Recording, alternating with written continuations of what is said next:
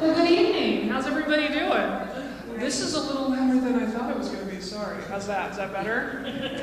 This is my first presentation in person in a year and a half, and it is so nice to see all of your wonderful faces. Everybody's faces. I've missed that so much. But by show of hands, how many of you are here tonight? Okay, you're much more awake than I am. I'm relieved to hear that. So we're going to introduce ourselves, and we're going to start with the illustrious Heidi. Hi, my name is Heidi Kupta. I'm originally from Lincoln, Nebraska. We will know that again. Okay, thank you. I used to get a lot of Husker hate, and living in the Hawkeye City, I've gotten used to that, and I've embraced it. But in truth, I'm really not much of a sports fan either way. I'm sorry. At ICPL, you can find me at the help desk, doing checkout or helping people with basic questions or just chatting about the latest book that people are into.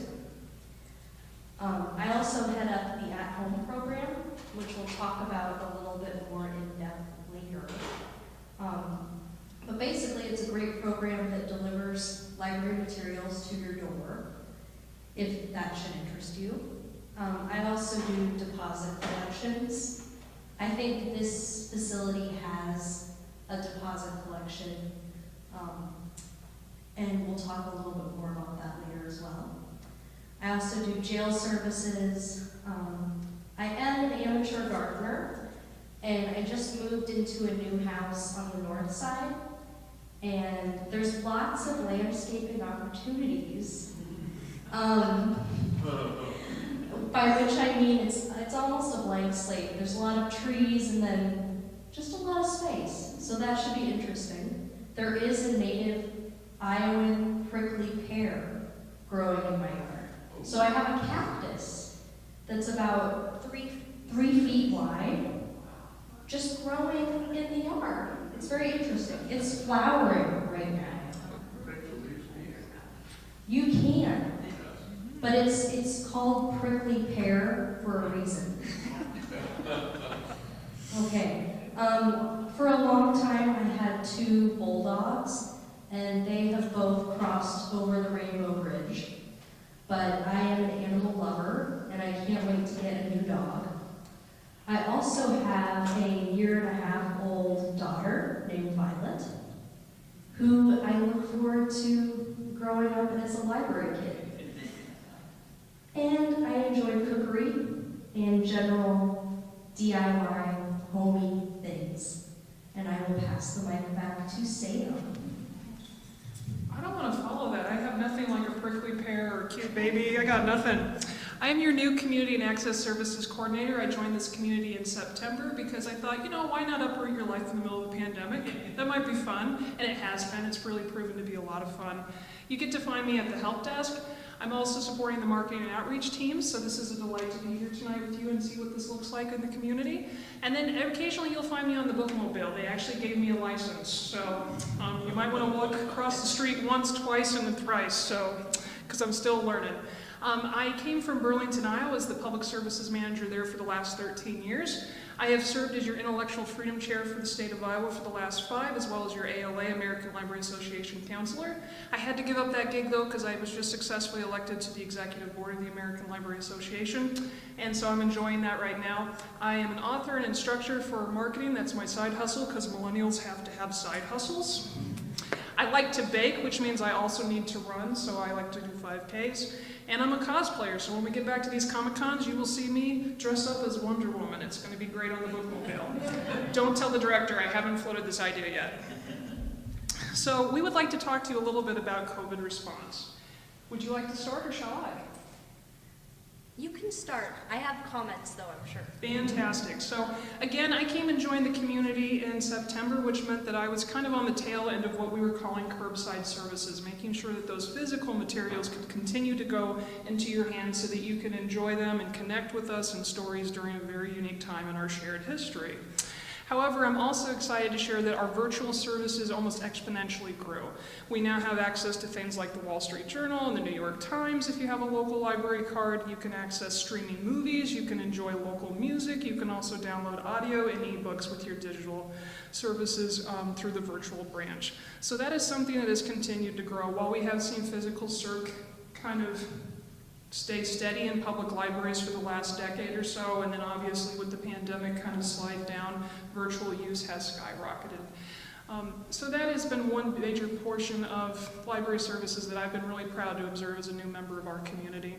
And then the leadership plan, along with the Library Board of Trustees, has a 5-phase plan that they developed last year that they keep upgrading as we learn more about this pandemic and how to navigate life socially and physically.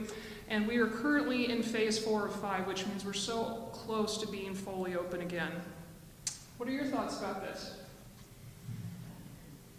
Zoom fatigue is a real thing. At first it was kind of like, oh, this is nice, I can still talk to people. And then you realize it's really hard to talk to people when you're not together. But I was very inspired by my coworkers' resilience. And I have to say that I worked at ICPL for 12 years, and I never really knew what we were capable of as a group until we had to strip everything down to the bare essentials and say, we almost can't do anything. What do we have to do to continue to be a library? And that was really cool. I was on maternity leave for 3 months, and then I came back to work for 1 month, and then the pandemic started. And then we were back at home, and it was just a very interesting time, and a very isolating one, but we came out of it a much stronger group, a much stronger library, and I just have to say that I'm very impressed by how we've been doing, considering. So I'm glad to see people's faces again and to have come out on the other side of it, for the most part. So 2 more things before we transition into our last slide. I would like to take this opportunity to thank each of you, because we know that you took extra steps. You placed things on hold, you looked over the catalog and found your own materials without browsing through the stacks, which is much more fun, and it's what kept us connected the entire time. We made it together, so thank you so much for doing that. And then additionally, if you were interested in the array of digital services that are now available to you with your library card, Heidi brought some lovely handouts, so we can hand those out to you at the end of the presentation. But now on to where we currently rest, which is called Express Access. You may be familiar with this model in other industries like the hospital or like retail, but essentially the library is trying to balance safety with access. And so that is looking like metered use at this time.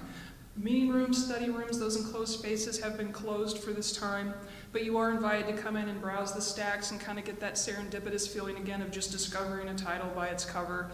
And we ask that you do that for 30 minutes to support the capacity model that's also in place. So our capacity currently is 160. I'd love to tell you that folks came in throngs and we were super close to that number all day, every day, but it hasn't quite been there. So we do invite you, if you feel comfortable, to come and join us and just hang out in your library for a while. We miss you and we'd like to see you. Anything I'm missing there? All right. That was good. So this kind of takes us back to maybe you were like me and you don't want to browse the stacks, you want to sit in your jammies and you want to do some virtual browsing. That's kind of more of my speed.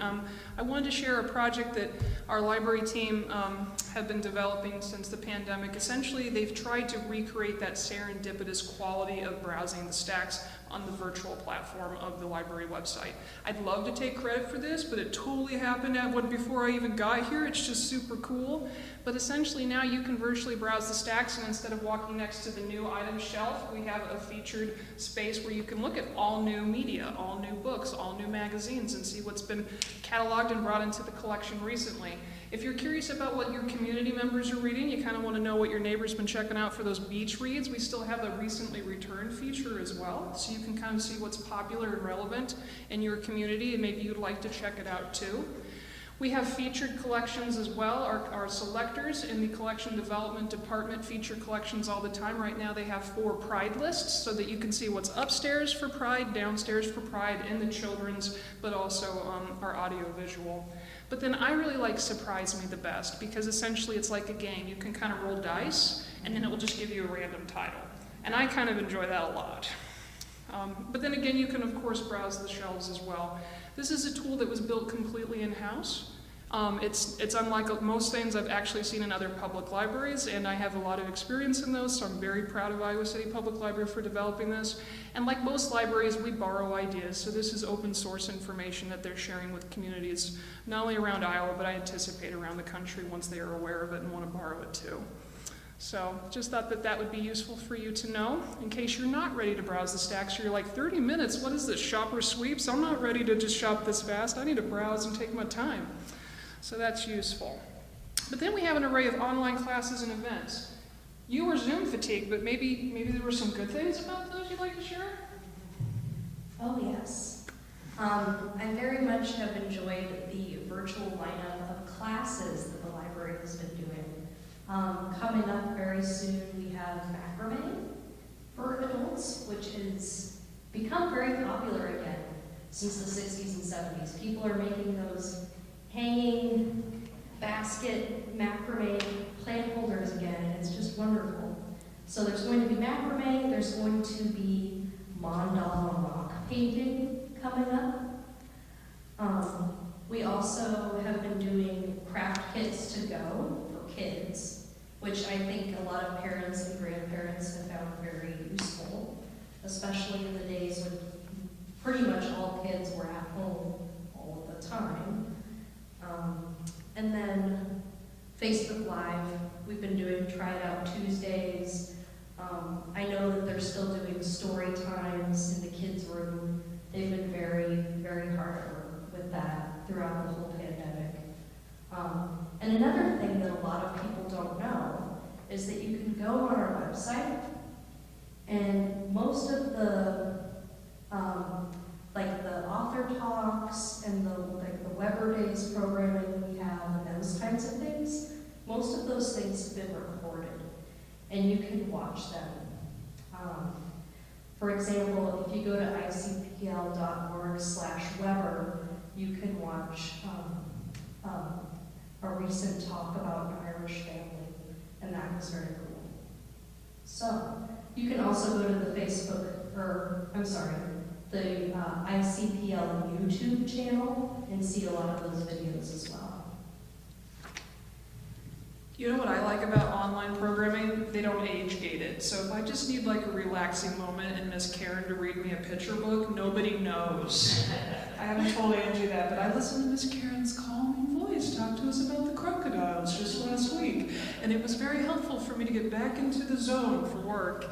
I've also been delighted that along with this array of digital resources, we've been very careful in our adult services department to make sure that there's programming that supplements that education, because I don't know about you, but Living used to be kind of a complicated app for me, and I talked to Miss Stacy, who's in adult services, and she's like, oh, you just click these 3 things. And I'm like, I was today's years old when I realized all you do is click these 3 things. This is fantastic.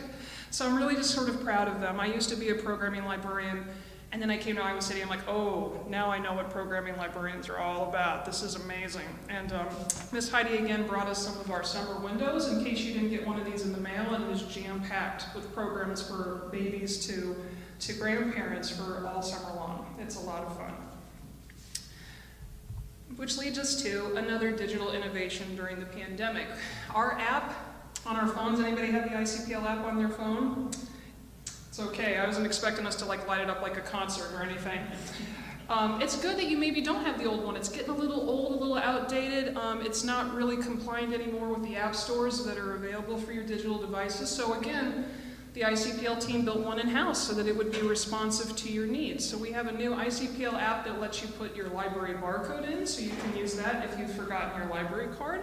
It enables you to look at titles and check things out or place things on hold. It tells you about all those wonderful events that Ms. Heidi was telling you about, and then it enables you to contact us in case you have some direct questions. So there's been a lot of internal things happening. a lot of great projects while we've been down. And we're really excited for you to not only use them, hopefully enjoy them, but give us feedback if you think there's something that needs to be stronger. But this brings us back to like our neck of the woods with outreach. So library staff, it's like nature is healing. We're coming out of the pandemic hopefully soon, and outreach is going back out of the library. So you want to talk about outreach a little bit? I would love to talk about outreach. Awesome. I was born to talk about outreach. So, the main thing I want to talk about, for starters, is the at-home program, which I have been heading up for the past almost 4 years. And it has grown a lot since the pandemic began, as you can imagine. So, pre-pandemic, first I'll start by explaining what the at-home program is. So anybody in this room, I'm certain, would be eligible because it's based on where you live. You're eligible if you live in Iowa City, rural Johnson County, Hills, Lone Tree. I'm sure many of you live here in this building. So what happens is if you sign up for the program, you can have materials delivered to your house by the U.S. Postal Service for free.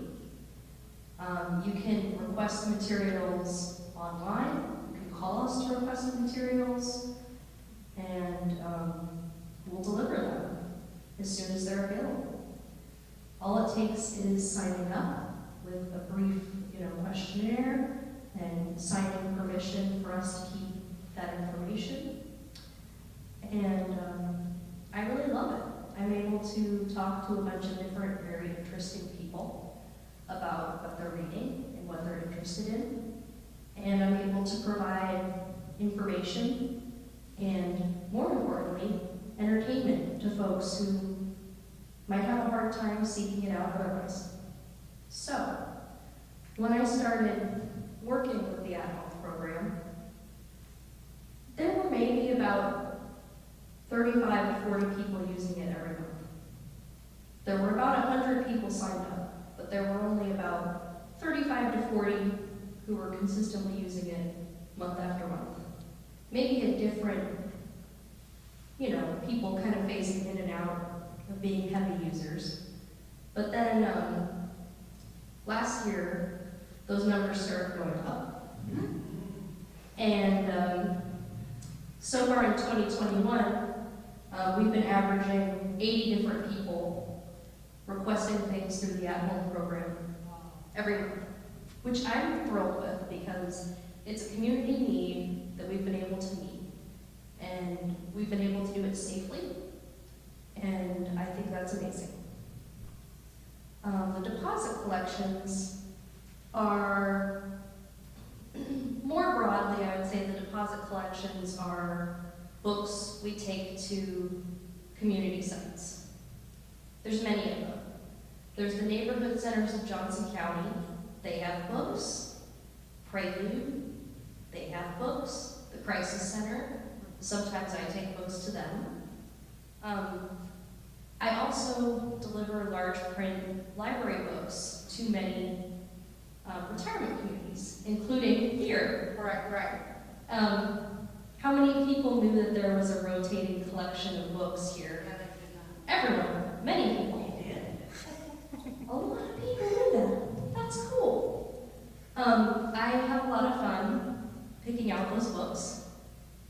We're open to feedback about the books you're getting. Anytime. You can call the library and ask for Heidi, and they will send you to my desk, and you can say, enough with the William Johnson and Westerns, that's a little much.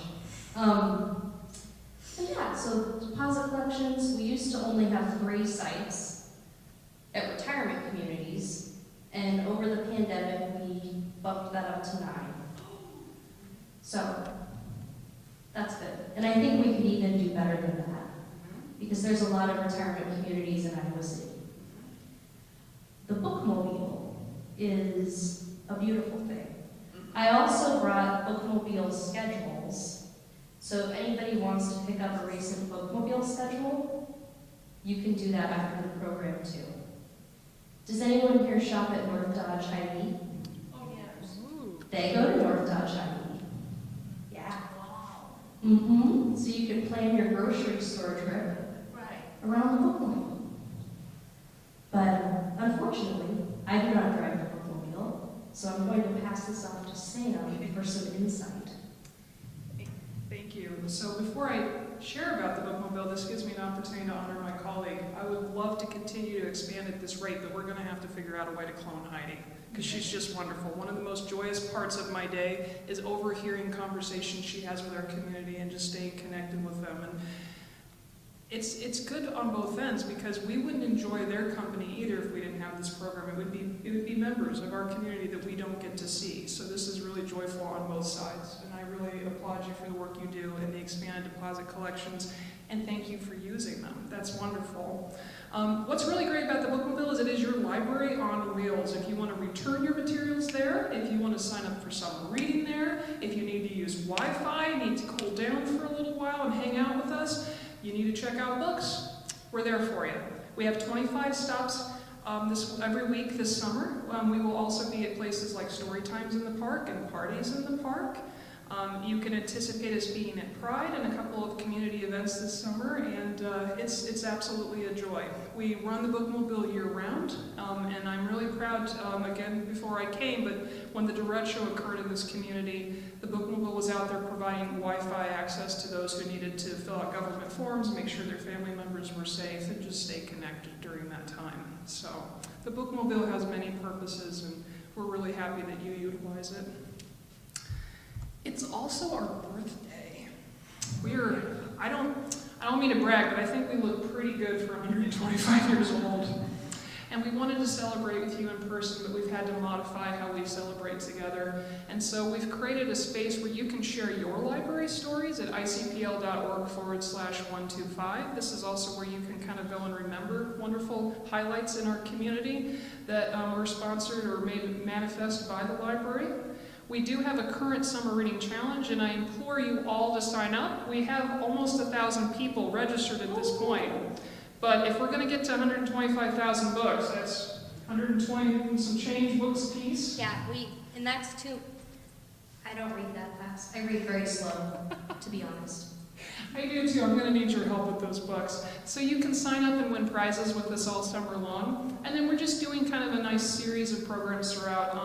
On June 6th, I think it was, our director shared some memories with his family and made stars that you can create and bring to us. We have kits for you, and we'll hang them up in the windows so that we're all kind of celebrating together. A couple of other programs that we've kind of had to switch over to a digital platform are our author speaker events. Instead of hosting large speakers into the meeting rooms A and B, which you may be more accustomed to, we have collaborated with Coralville and North Liberty and the University of Iowa to start a series called Local Libraries Lit. And this is a series that is hyper-focused on inclusion and authors of color and having these conversations that are very important to us in our community. So it was really exciting to have authors like Saeed Jones and Roxanne Gay join us for an evening of questions and informative conversation. And so I invite you to learn more about that if you're interested in big author talks, but again, maybe you want to do them in your pajamas like I do. It's a lot of fun. Anything about that before I move over to our strategic plan? So Local Libraries Lit kind of feeds into our strategic plan. Libraries have strategic plans that usually range anywhere from 3 to 5 years. Ours currently runs from 2021 to 2023. And our 3 main objectives are recovery and renewal from COVID-19. And we're doing that together with you, and we're in phase 4 already. The second one is to focus on community aspirations, and I think that we all are ready to talk about social justice, and we're ready to talk about sustainability, and we've seen a lot of strategic initiatives come out of the city of Iowa City, and we want to just make sure we're lockstep with you, representing your ideas and your values as a library. And lastly, we want to make sure that our resource management is on par with the sustainability practices that we're all continuing to learn and adopt as a society. These are 3 pieces that we are going to rely on your feedback on. This is a conversation we're having with our community so that we can continue to grow and adapt services as needed. And I'm very happy to say as a new member of the team that Iowa City Public Library is incredibly receptive, but Iowa City is incredibly kind and supportive and informative for us, so it's a delight to work in this library with you. And that is kind of it. Thank you.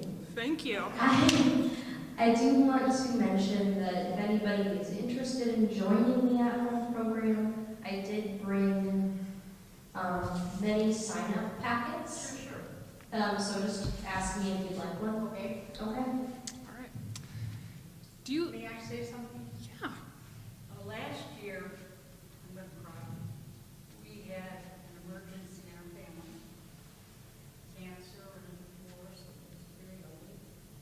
And I broke down on the phone at the library, and Heidi sent me the most beautiful letter that I have ever had, and Gay Iverson.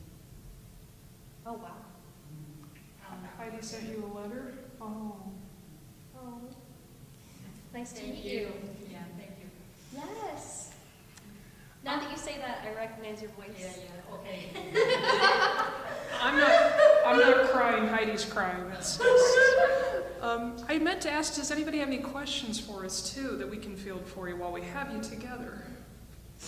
Thanks for the bread. Yes, Probably thank you. good. Heidi shared. I have a comment. Yes. My wife, the love of my life, has been a library participant everywhere we've lived. We live 10 different places across the country. Yes. Everywhere we go, the first thing she does in town is check out the library. She loves the Iowa City Public Library. It's wonderful, and she loves it, okay? But I want to tell you the downside of all that is, Yeah. several years ago, I took a job as the president of a small company in a small city in Illinois. Yes. My wife came over to the site with me. She went to the library, and at that point, she would not let me move. Any city that has this lousy a library, I don't want to live in that town. I can neither confirm or deny that your wife was right. I can confirm she's right. She's always right. Oh, that's wonderful. Yes. That must mean you're both library champions and advocates, because that's what library users are, right? So thank you. Thanks for staying with us. Would you remind them, I get so many things sent in the mail. Did you just mention that?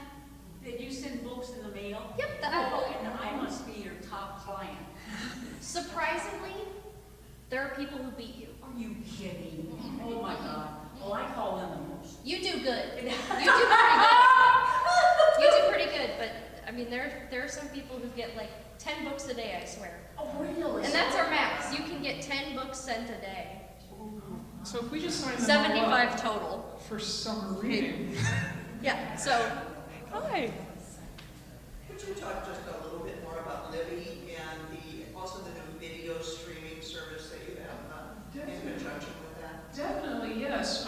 mention that there's the Libby class tomorrow.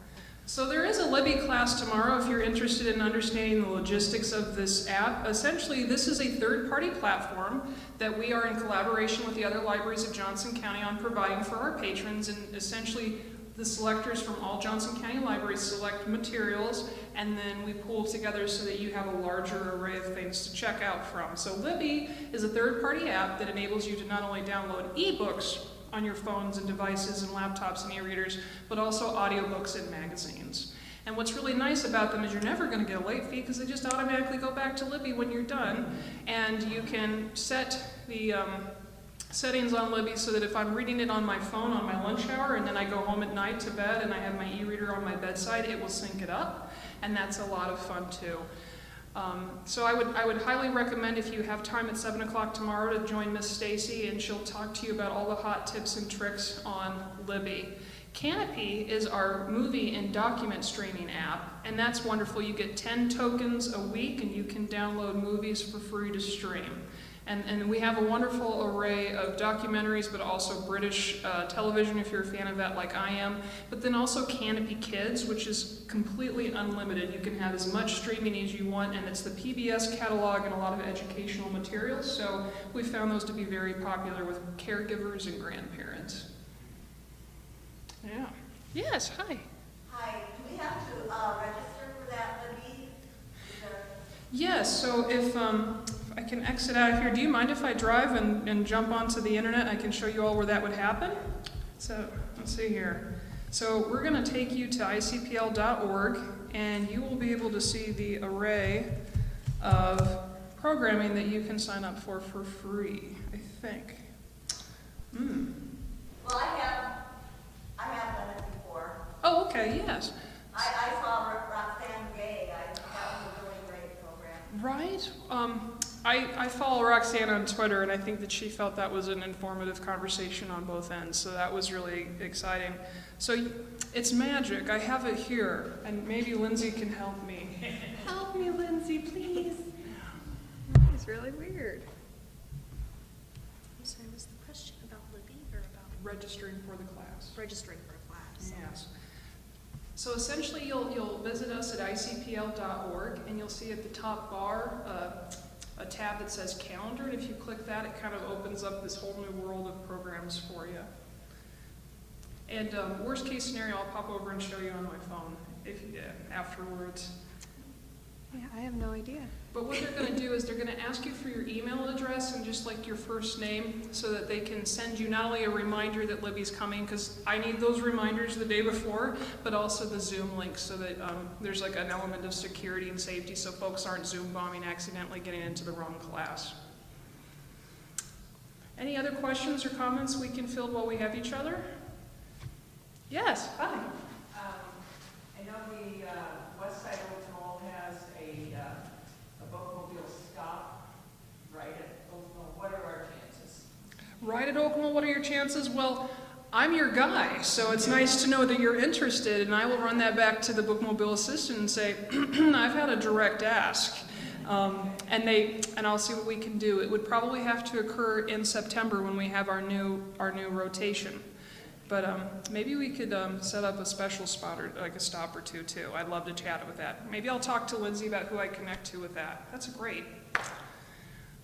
Did I see a hand raised over here? Yes.